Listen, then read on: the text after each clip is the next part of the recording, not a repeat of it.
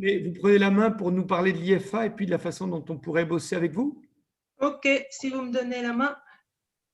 Tchoc. Voilà. Donc déjà, moi, je voudrais remercier François pour cette super masterclass de gouvernance.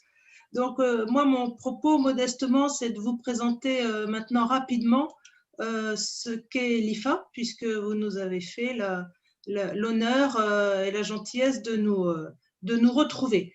Alors, l'IFA, en bref, c'est un grand ado, 18 ans, bientôt 20, créé en 2003 par Daniel Lebègue, qui était alors le directeur général de la Caisse des dépôts, créé avec la contribution des acteurs de place. C'est la Chambre de commerce et d'industrie de Paris, c'est Paris Europlace et un certain nombre d'acteurs de ce type. Ensuite, l'IFA était présidé par Agnès Touraine, qui a joué un rôle assez clé dans la préparation de la loi Pacte, qui est une loi, on le reverra, qui a pas mal bouleversé les règles de la gouvernance. Alors aujourd'hui, l'IFA est présidé par Denis Thérien. Denis Thérien est un des dirigeants de Salesforce, pour ceux qui le connaissent peut-être. Et donc, Denis a vraiment affirmé la vocation de l'IFA comme étant, on dit, le lieu de référence, de rencontre de la gouvernance.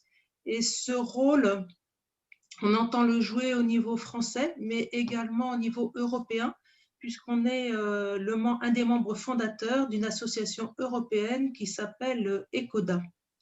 Et pour préciser tout cela, l'IFA, en septembre dernier, lors de son AG, a précisé sa raison d'être, que je ne manque pas donc de vous exposer ici. Le principe, c'est d'être au service des administratrices et administrateurs engagés. Le mot-clé, c'est engagé, pour œuvrer ensemble au développement d'une gouvernance responsable, vous le voyez, qui veut créer de la valeur durable en veillant au bien commun, et cela au travers de toutes les formes d'organisation. Alors, pour ça, un petit mot de notre gouvernance. J'imagine que vous ne verrez pas bien le détail des pastilles, mais c'est pour illustrer ici la diversité. François l'a dit à plusieurs reprises, on est attaché à ce qu'il y ait une diversité dans les conseils. Donc, on se l'applique à l'IFA et on retrouve des représentants de toutes les composantes de l'économie. Alors, un petit clin d'œil au passage à François Bouvard, qui est bien connu, je crois, dans le monde des Gazards. Il était venu à la première réunion de ce groupe professionnel. Voilà, c'est pour ça. Et puis un petit clin d'œil aussi peut-être à notre administrateur Éric Persson, parce que c'est lui le représentant de la composante des administrateurs salariés dans la gouvernance. Il est représentant des salariés dans le groupe Renault. Et puis, vous avez des représentants de territoire, parce que la composante régionale est très importante à l'IFA. Alors ça, c'est pas la gouvernance, mais c'est l'équipe, une petite équipe, vous voyez, assez féminine qui est au service de l'IFA, où donc moi, je pilote la partie marketing com et développement. Alors, le réseau de l'IFA, en quelques chiffres, c'est 3000 adhérents, un peu plus, on a mis là 500 contributeurs. Vous allez voir, parmi nos adhérents, certains sont plus engagés et disponibles que d'autres, donc il y a 500 contributeurs très, très actifs qui travaillent au sein de commissions de clubs, et puis on délivre pas mal d'événements par an et on fait beaucoup de formations. Alors, quand on regarde plus en détail qui sont les adhérents de l'IFA, sur ces 3000 personnes, déjà on a un équilibre entre hommes et femmes, donc c'est une chose importante. Une moyenne d'âge, vous le voyez, de l'ordre de 55 ans. Ces adhérents, ils viennent à l'IFA soit à titre individuel, soit au titre d'adhésion groupée, financée par leur entreprise ou groupée au sein d'associations telles que l'association des Gazards. Nous avons également des adhésions, on va le voir plus en détail, de membres associés et partenaires. Alors, en matière de provenance, on est essentiellement français, mais nous avons quand même quelques étrangers. Encore assez parisiens, avec une part de région qui avoisine les 20% et qu'on entend développer.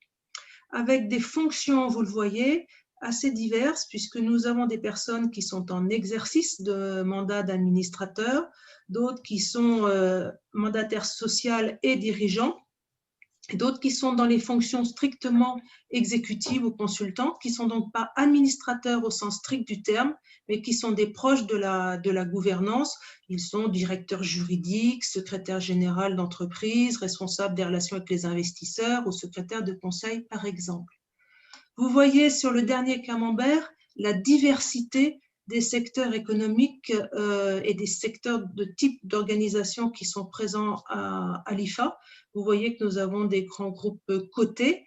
Nous avons également des entreprises familiales, des PME, ETI, des entreprises du secteur public, mais également des fondations, associations, et puis également des mutuelles et des coopératives. J'ai insisté sur la volonté de se déployer en région à l'IFA avec 3 régions cibles que sont le Nord, l'Ouest et la région Rhône-Alpes, où j'espère que nous pourrons nous retrouver sur plusieurs événements. L'autre point qu'il faut garder en tête, c'est que l'IFA, je l'ai dit, est très engagé dans les matières européennes au travers de l'association ECODA, dont l'IFA est un membre important et un membre fondateur. Et vous voyez sur la slide les pays qui s'intéressent de près aux questions de gouvernance. C'est assez intéressant puisque tous ces pays ne sont pas régis par les mêmes lois et les mêmes codes de gouvernance, mais on s'efforce au sein de l'association de définir des principes communs. Alors, le fonctionnement clé de l'IFA, je l'ai évoqué tout à l'heure, il se fait autour de la mutualisation des réflexions de nos adhérents, autour de thématiques, de cercles qui sont organisés, comme vous le voyez là, alors de manière transversale avec des commissions qui font la prospective et de la recherche, une commission qui insiste sur les points juridiques parce que les textes sont légion en matière de gouvernance. Vous avez ensuite une série de clubs qui sont organisés autour des fonctions au sein du conseil. Alors un club des secrétaires de conseil, un club des comités nomination-rémunération qui sont assez clés, comme François l'a rappelé. On a également les comités d'audit. Et puis, vous le voyez, un club des administrateurs salariés, parce que l'IFA a été vraiment convaincu depuis très longtemps de l'importance du rôle des administrateurs salariés dans la gouvernance. Nous avons également des clubs qui fonctionnent par secteur économique. Vous voyez un club ETI, un club fondation-association, un club coopérative et mutuelle, et puis un club qui est en train de se constituer autour des entreprises innovantes et en croissance, plutôt orientées scale-up que start-up en premier stade de développement. Le club ESG est tout à fait transversal et est assez important et lui-même subdivisé, vous le voyez, en groupes travaillant autour de l'information extra-financière, de la responsabilité sociale d'entreprise ou de l'économie circulaire. Et puis nous avons des groupes de travail qui sont à l'œuvre pour l'instant dans le secteur de l'assurance ou des questions européennes. Donc ces clubs, ils ont vocation à partager les expériences et on va le voir un peu plus tard à la production de publications qui regroupent les recommandations de l'IFA. Alors, l'IFA fonctionne également avec le support de membres associés et partenaires. Donc, on retrouve autour de l'IFA tous les grands cabinets d'audit, de plus en plus de cabinets d'avocats, dont vous voyez les noms s'afficher ici, des grands cabinets de conseil en stratégie, et puis également pas mal de cabinets de chasse de tête. Nous avons également en partenariat des institutions, je l'ai évoqué tout à l'heure, les représentants de place à Paris, la Compagnie nationale commissaire aux comptes, Euronext ou la Chambre de commerce, et puis pas mal de partenaires de formation assez prestigieux, puisqu'on y retrouve. On n'y retrouve pas les arts et métiers, mais vous voyez Sciences Po, Audencia, HEC, et ce sont des acteurs qui comptent. Alors, autour de ces membres associés qui sont vraiment dans le réacteur de l'IFA, nous avons toute une série de partenariats institutionnels pour élargir les cercles de réflexion et d'influence, si je peux dire. Alors, je vais vite parce qu'il est déjà tard. Ce que je voulais bien vous rappeler, donc, dans ce slide illisible, ça vient évoquer la complexité du rôle des missions des administrateurs aujourd'hui, puisque dans les 4 premiers blocs sont rappelés, alors c'est là on se rapproche de la masterclass de gouvernance, les missions fondamentales du conseil d'administration et des administrateurs, hein, nommer et révoquer les dirigeants, contrôler et veiller à l'information qui est diffusée aux actionnaires, s'assurer des dispositifs de contrôle et de risque. Et puis, on n'a pas dit définir la stratégie, parce que j'ai bien aimé quand François a dit c'est l'exécutif qui bosse et qui la prépare, la stratégie. Donc, c'est le conseil qui la valide et qui détermine les orientations stratégiques, comme quoi on est bien raccord.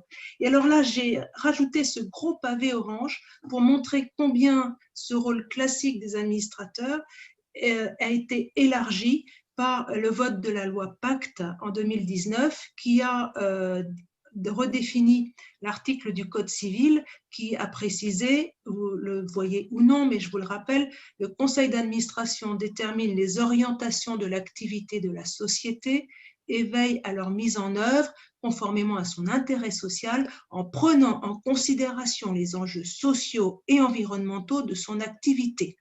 Donc, on comprend bien combien les enjeux auxquels sont placés, face auxquels sont placés les administrateurs sont larges. C'est pour ça que je rappelais brièvement dans ce carré vert les grands enjeux qui, au-delà de l'audit des rémunérations, sont aujourd'hui à l'ordre du jour des conseils. Alors, on l'a évoqué tout à l'heure rapidement, tout ce qui est climat, les sujets de raison d'être, l'activisme et le dialogue actionnarial, la rémunération des dirigeants, c'est toujours un sujet clé, mais maintenant, on l'a évoqué aussi tout à l'heure, diversité, féminisation. Vous voyez, François, je pense qu'on sera content qu'on a bien dans nos enjeux majeurs toujours les administrateurs salariés et la codétermination, et puis ces sujets de compétitivité et de croissance durable en Europe.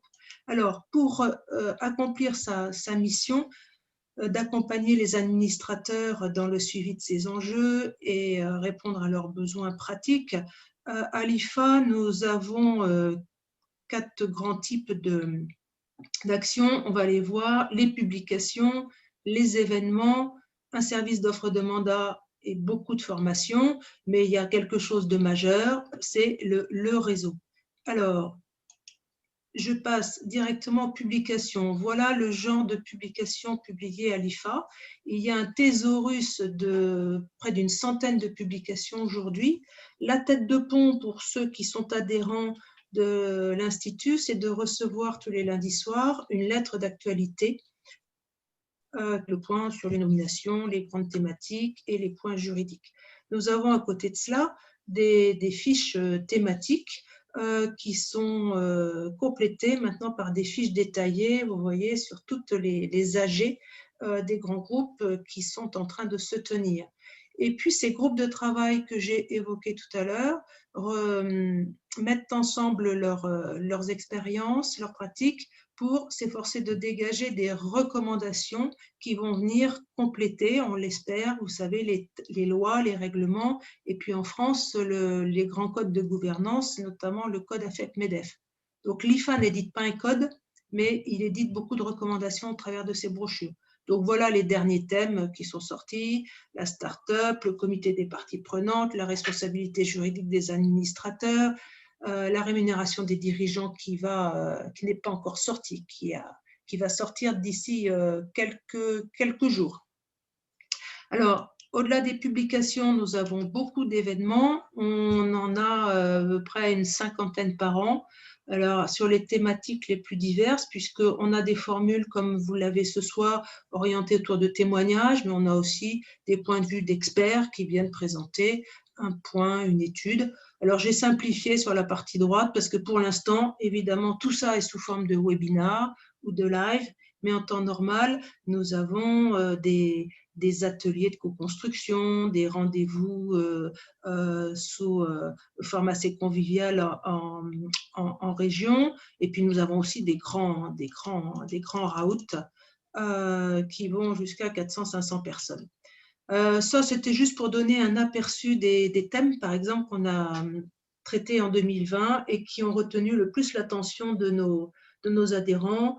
Bien sûr, on a fait des points d'actualité juridique. On s'est intéressé au sujet de la crise pour très très vite essayer de travailler le redémarrage. Et puis on a fait beaucoup de choses sur les thématiques des enjeux humains, les enjeux psychologiques, les compétences comportementales au sein des conseils, parce que la crise a bien révélé combien ces points étaient fondamentaux. Et puis bien sûr, on n'a pas oublié les sujets techniques comme la cybersécurité. Je voulais juste faire un petit clin d'œil. Bon, ça, c'était notre live sur les startups. On en fait un bientôt sur l'économie, l'information extra-financière. Et puis voilà le genre d'événements que nous organisons avec l'association des anciens HEC, où ils ont édité un livre partageant leurs expériences de gouvernance. Donc, ensemble, nous organisons des webinaires de partage sur les thèmes comme l'engagement, vous le voyez, l'entreprise familiale, l'association ou l'international. Alors, le point clé phare à l'IFA, c'est, je l'ai évoqué dans les événements, c'est la journée des administrateurs qui, une fois par an, fait vraiment le point, l'état de l'art avec tous les acteurs de la gouvernance et en ouvrant au maximum sur les grands enjeux. Donc, en 2021, elle aura lieu le 14 octobre, quoi qu'il arrive. L'autre service de l'IFA, moins connu, c'est le service d'offre de mandat, c'est-à-dire qu'on rend le service à nos entreprises adhérentes de publier, les accompagner dans leur recherche d'administrateurs indépendants lorsqu'elles sont dans cette démarche d'ouverture. On les aide à définir le profil, on publie l'offre et les membres de l'IFA peuvent ainsi candidater et nous transmettons tous ces éléments à l'entreprise sans interférer et sans nous transformer en chasseurs de tête puisqu'on tient à rester dans notre éthique d'association, service rendu entre adhérents, mais on publie bon an mal an une quinzaine d'offres de mandat par an. Et notre ambition, je ne vous le cacherai pas, c'est d'en faire beaucoup plus pour participer vraiment à l'ouverture du marché de la gouvernance en France, qui est encore un tout petit peu fermé. En matière de formation, notre catalogue, il est assez important. Nous avons 5 grands certificats. On connaît celui de Sciences Po, certificat généraliste. On en a développé un orienté sur les ETI avec Audencia, un autre focus sur les entreprises familiales avec HEC. Nous avons également un certificat spécifique au secteur des assurances et puis un certificat orienté sur les groupes de protection sociale. Nous faisons beaucoup de formations courtes en inter-entreprise et puis on fait aussi de plus en plus de formations sur mesure en intra pour les entreprises. Le point à retenir, c'est que la particularité des formations à l'IFA, c'est qu'elles sont basées sur des témoignages de praticiens avec chaque fois des simulations de conseils qui permettent vraiment de se mettre en situation, de comprendre la richesse de la diversité des différents profils, des postures à adopter et puis de ces points vraiment de comportemental qu'on a aussi eu l'occasion de bien comprendre au travers de l'exposé de François. Nous faisons cela en présentiel et distanciel et pour être dans le coup, nous sommes en train de développer une plateforme apprenante qui permet de mixer tout ça. Voilà, pour ne pas vous retenir plus longtemps avant le dîner, je vous rappelle que nous avons un site qui s'appelle ifaso.com et que vous pouvez nous retrouver sur LinkedIn et Twitter. Et maintenant, si vous en avez la force, je peux répondre volontiers à vos questions. Merci beaucoup, Catherine. C'était clair et synthétique. Peut-être la question à laquelle tout le monde souhaite une réponse, c'est comment participer aux travaux de l'IFA, comment est-ce qu'on peut participer à la rédaction de livres blancs, de fiches de référence. Je pense qu'il y a eu une réflexion avec Jean que vous avez eue sur le sujet de la gouvernance des associations et des fondations. C'est ça, Jean? Oui, Catherine va pouvoir en parler, mais il y a effectivement, puis il y a une question aussi qui se rapproche, qui est sur le temps qui est investi par des bénévoles versus les permanents de l'IFA dans ces travaux. Alors, les travaux, les rapports que j'ai évoqués, à la base, ce doit être le fruit de la cogitation des bénévoles, enfin des membres de l'IFA. Je l'évoquais au travers de clubs. De clubs et de groupes de travail. Alors le temps, eh bien, il est très, très variable selon l'engagement que chacun a envie de donner. Je l'ai rappelé, ce sont des administrateurs, administratrices engagés. Donc, vous savez, on dit souvent dans l'associatif, on reçoit autant que l'on donne. Donc, je l'ai rappelé, nous avons des personnes qui sont passionnées, nos coprésidents de clubs et commissions peuvent y passer peut-être, je ne sais pas, un jour, on va dire, 3 jours par mois, c'est-à-dire un jour par semaine. Voilà, en phase d'animation de construction, c'est le temps que ça représente à peu près. Après, vous pouvez être membre de l'IFA et vous contenter de recevoir les publications.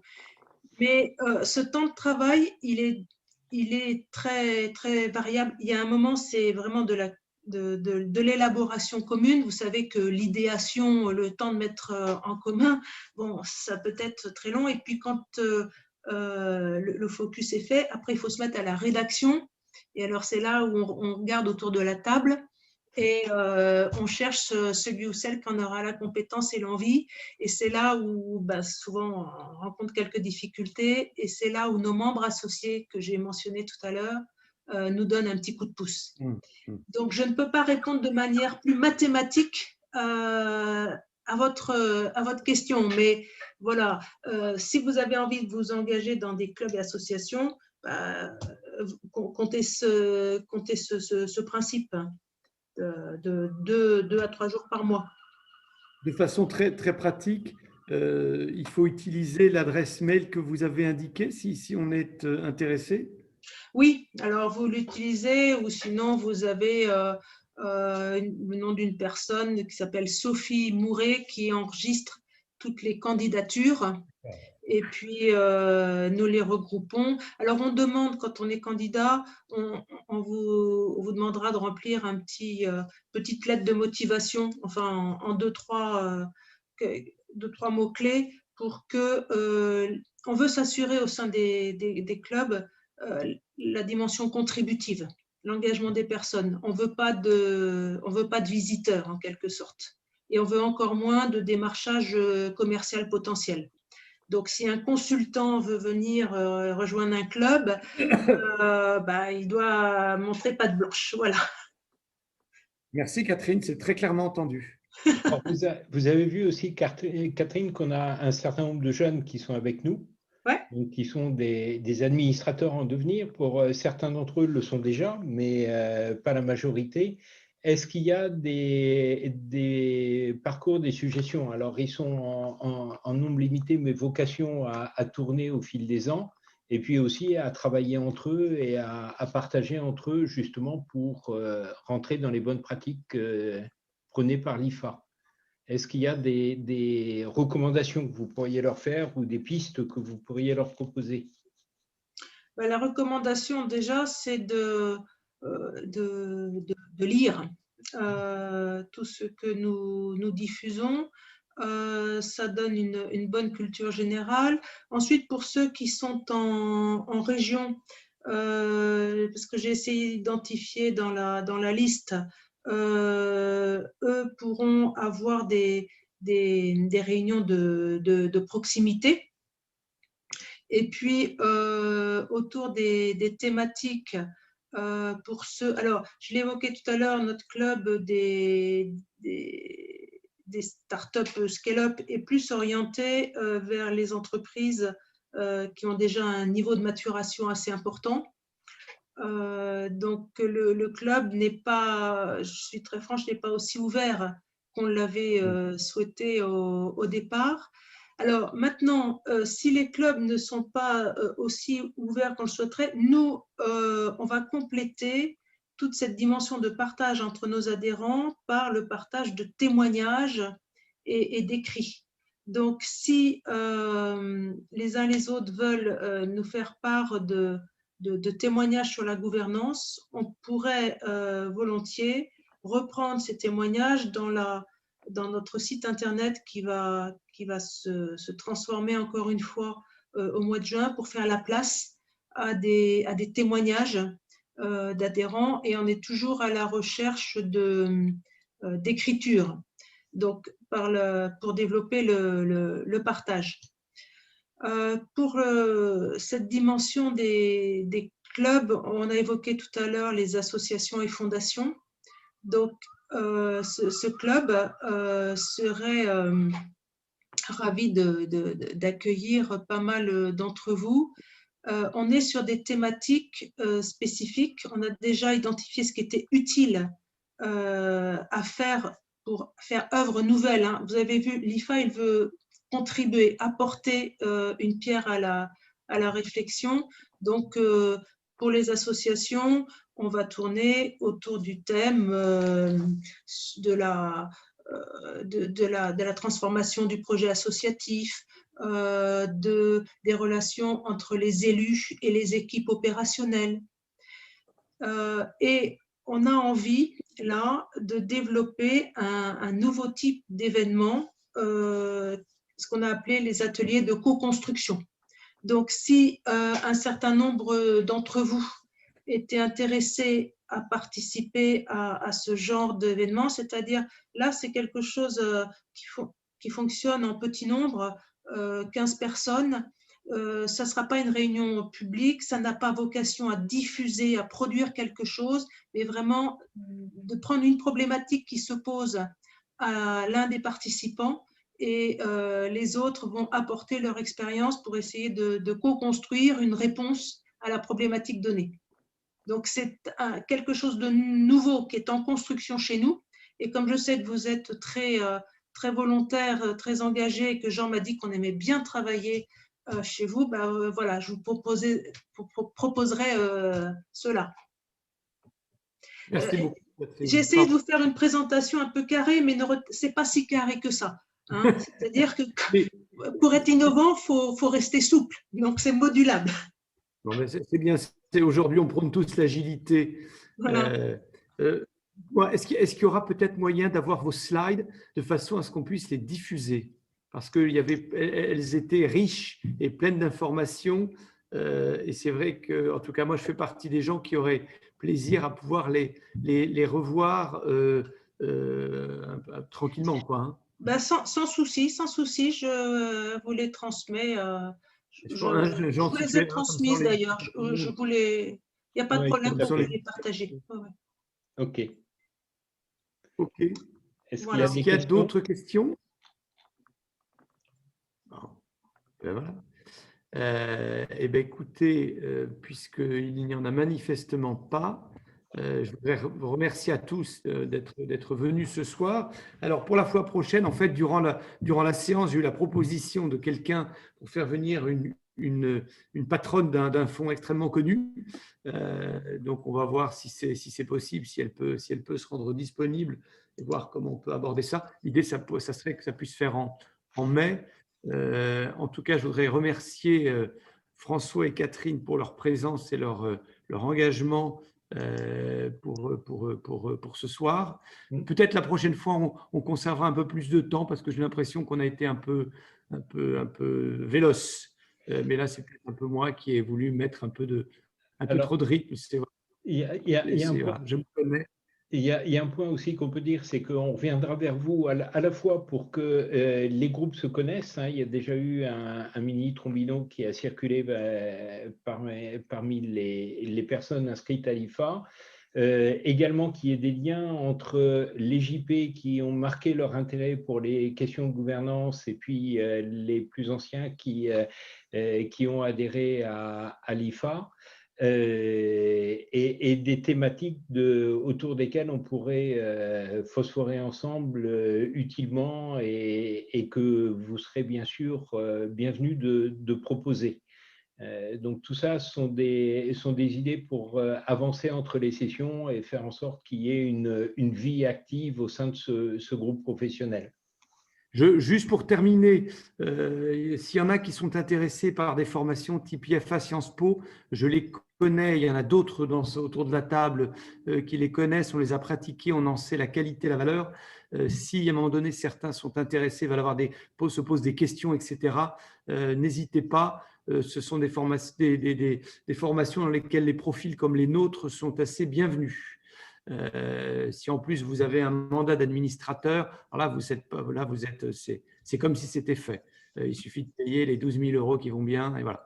Il faut encore être retenu, hein, Stéphane. Oui, parce qu'on compose les promotions de telle sorte à ce qu'elles soient bien représentatives de la diversité possible au sein des conseils. Et moi-même, parce qu'on a la qualité, on partage une qualité d'alumni, celle de certifié IFA Sciences Po. Moi, j'ai fait une des premières promos la promo 5, et j'avais dans ma promo une élue politique et une syndiquée sud de la RATP, une mutualiste, enfin voilà. Et donc, j'ai pu vivre avec bonheur cette diversité, et ça crée des liens, et on en garde la trace, hein. On se souvient toujours qu'il faut rester à l'écoute. Ouais, on est parfaitement alignés. Voilà, donc en tout cas, si certains veulent des informations, n'hésitez pas, je suis à leur disposition. Et on vous rappelle qu'à la SOS, tout le monde peut se présenter pour être administrateur. La prochaine session, c'est à l'automne. Les candidatures vont être appelées à l'été. Et depuis nos nouveaux statuts, donc promulgués en 2017, le suffrage est direct pour tous les sociétaires. Il n'est plus indirect comme il l'était auparavant. Voilà. Philippe, bon, juste un témoignage.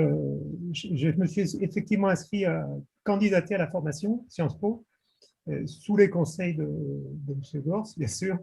Et bon, le dossier de candidature est complet, mais pas très compliqué à réaliser. J'ai passé un entretien de recrutement hier, voilà, c'est très frais. Et on m'a bien fait comprendre qu'il fallait de l'engagement, de la diversité, et que si on avait déjà un mandat, c'était mieux. J'ai bien compris. C'est mieux d'avoir un mandat, oui, absolument. Voilà. Mais néanmoins, on peut quand même candidater. Non, bien sûr, bien sûr. Merci beaucoup, Philippe. Eh bien, écoutez, je vous dis merci à tous. Je vous souhaite une très bonne soirée et vous dis à bientôt. Et bravo pour ce que vous faites, hein, en observateur extérieur, chapeau pour le dynamisme de l'association. Et merci à Jean-Stéphane. Voilà. Et la vidéo en replay sur le YouTube des GP, des groupes professionnels. Je vous enverrai le lien. À bientôt. Merci à Catherine. Merci à François pour vos interventions. Au revoir, à bientôt. Merci encore. Bonne soirée. Merci à tous. Au revoir.